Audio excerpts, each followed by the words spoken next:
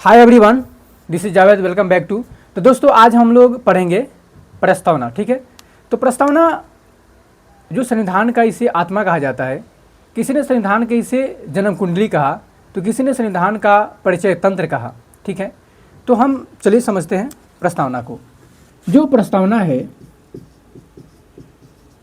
प्रस्तावना आप देखेंगे कि प्रस्तावना को सबसे पहले हमारे जो भारत के फर्स्ट प्राइम मिनिस्टर थे, उन्होंने संविधान सभा के संविधान जो सभा था उसके समक्ष उन्होंने रखा।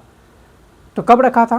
तो 13 दिसंबर, आपने देखेंगे कि 13 दिसंबर 1946 को। ठीक है, और संविधान सभा ने इसको स्वीकार कब किया था? तो संविधान सभा ने इसे स्वीकार किया था आपका 22 जनवरी 1947 में। ठीक, यानी कि यहाँ से आपको एक फैक्चुअल क्वेश्चन बन सकता है कि किसने संविधान सभा के समक्ष प्रस्तावना को प्रस्तुत किया था और इसे कब स्वीकार किया गया था। तो स्वीकार कब किया गया था? 22 जनवरी 1947 को। देखिए, यहाँ से क्वेश्चन बने ना बने इसकी गारंटी नहीं है, लेकिन क्वेश्चन कहाँ से बनता है। लेकिन पहले हम समझ लेते हैं कि जो संविधान है, यानी हमारा जो कॉन्स्टिट्यूशन है, उसे हम क्या बोलते हैं? प्रस्तावना को संविधान का आत्मा कहा जाता है। क्या कहा जाता है? आत्मा कहा जाता है। संविधान का जन्म कुंडली कहा जाता है। क्या कहा जाता है? जन्म कुंडली कहा जाता है। और संविधान का परिचय तंत्र भी कहा जाता है।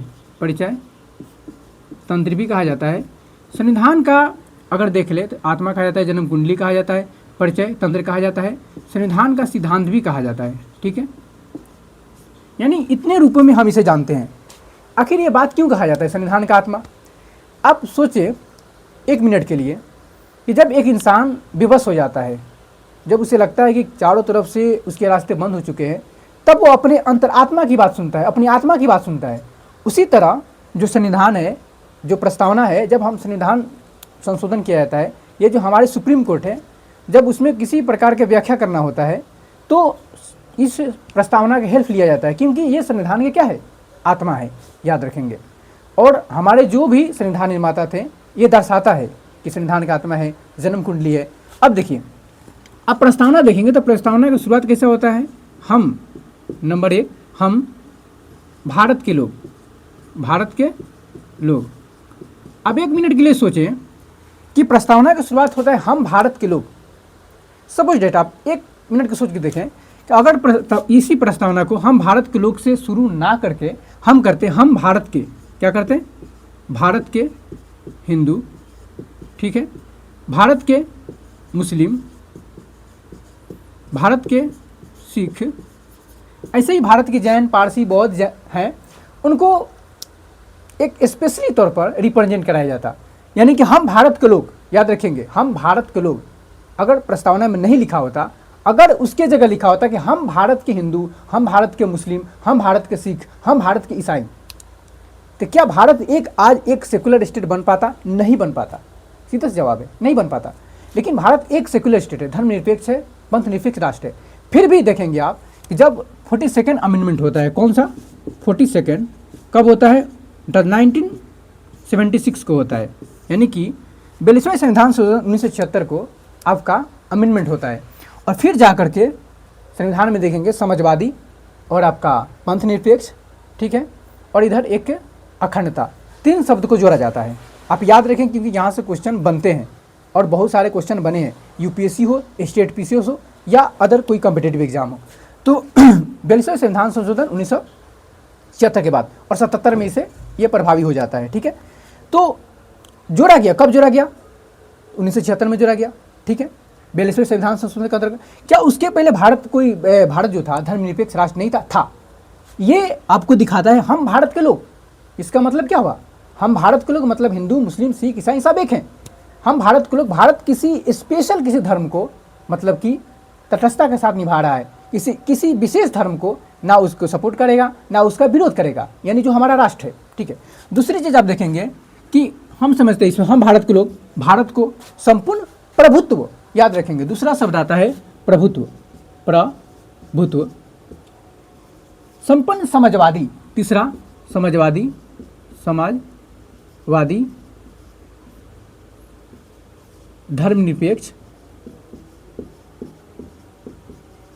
अब इसे पंथ निरपेक्ष भी बोल सकते हैं। हम भारत के लोग भारत को संपूर्ण प्रभुत्व और संपन्न समाजवादी पंथ निरपेक्ष लोकतांत्रिक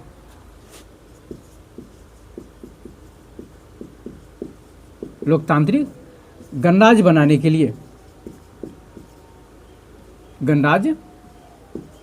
के लिए और समस्त नागरिकों के सामाजिक आर्थिक राजनीतिक न्याय विचार धर्म और उपासना की स्वतंत्रता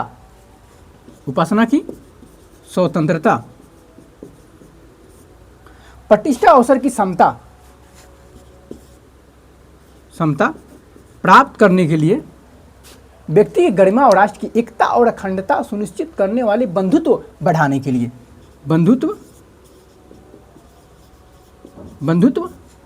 लिए दृढ़ संकल्प होकर आज संविधान सभा में आज तारीख 26 नवंबर 1949 को एतद द्वारा हम इसे क्या करते हैं तो अंगीकृत करते हैं, अधिनियमित करते हैं और आत्मर्पित करते हैं। इस तरह से आपका प्रियम्बल का ढांचा है। ठीक है, ये 10 जो मैंने पॉइंट लिखा इसको ज़्यादातर स्पेशली मेंस को नज़र से देखा जाता है, या आपके स्टेट पीसीएस हो या यूपीएससी का हो। यहाँ से क्वेश्चन कैसे बनता है, फ्रेमवर्क का क्वेश्चन बनता है, कैसे बनता है इसके बारे में हम थोड़ा समझ लेते हैं।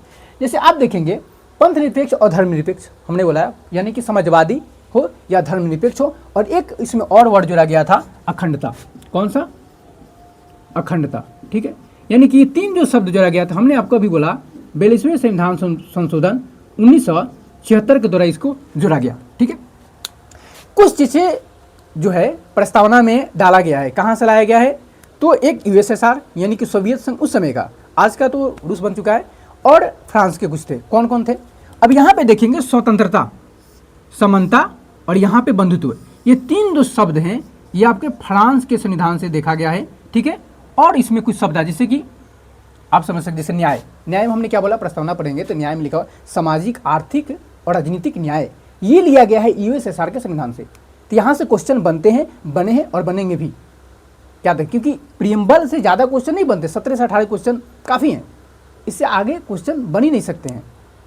ठीक है, तो हमने देखा क्या कि फ्रांस के संविधान और आपके यूएसएसआर जो कि सोवियत संघ समय था, आज का रूस है, तो वहाँ से लिया गया। क्या लिया गया? सामाजिक आर्थिक और राजनीतिक न्याय। ठीक है, और इधर स्वतंत्रता, समानता और बंधुत्व को हमने और एक बोला कि जो आपका समाजवादी है और जो धर्मनिरपेक्ष है, समाजवादी धर्मनिरपेक्ष और एक अखंडता, ये जो 3 शब्द जोड़े गए थे 42वें संविधान संशोधन के द्वारा। ठीक है, तब आज देखेंगे कि सेकुलर शब्द जो है, आज देखेंगे कि जब केशवानंद भारतीवाद केस आया तो उस समय बताया गया कि उस समय आधारभूत ढांचे का सिद्धांत दिया गया था, क्योंकि आज तक कभी उसने, हमारे माननीय सुप्रीम कोर्ट ने इसे व्याख्या नहीं किया। एक और चीज़ याद रखें कि जो प्रियम्बल है ना, ये नॉन जस्टिसेबल है। ये किस में कहा गया? तो गोपालनवाद था। कौन सा? गोपालनवाद 1950 का था। उसमें कहा गया कि ये नॉन जस्टिसेबल है, यानी कि ये संविधान का भाग नहीं है, ये संविधान न्यायालय द्वारा परिवर्तनीय नहीं है। 1950 के बाद फिर आता है बेरुबारी केस में कहा गया कि संविधान का भाग नहीं है। ठीक है, फिर मामला जाता है कोर्ट में, तो माननीय सुप्रीम कोर्ट कहते हैं, केशवानंद भारतीवाद का केस आता है 1973 में, उसमें कहा जाता है कि देखिए भाई, ये संविधान का भाग है। कौन सा? प्रस्तावना संविधान का भाग है। यहाँ तक कि LIC वाद आता है 1995 का, उसमें भी कहा जाता है कि आंतरिक भाग है, यानी संविधान का ये भाग है।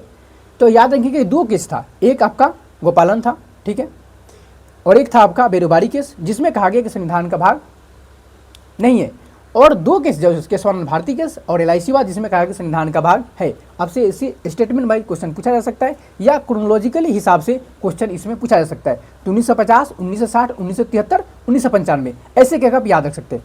कुछ आपको याद रखना है, जैसे कि NA जो कि आपके पालकी वाले थे, वो कहते हैं कि जो प्रस्तावना है ना, संविधान का परिचय तंत्र है। हमने यहाँ पे अभी आपको लिख कर दिखाया परिचय तंत्र। संविधान का परिचय तंत्र किसने कहा था? प्रस्तावना को।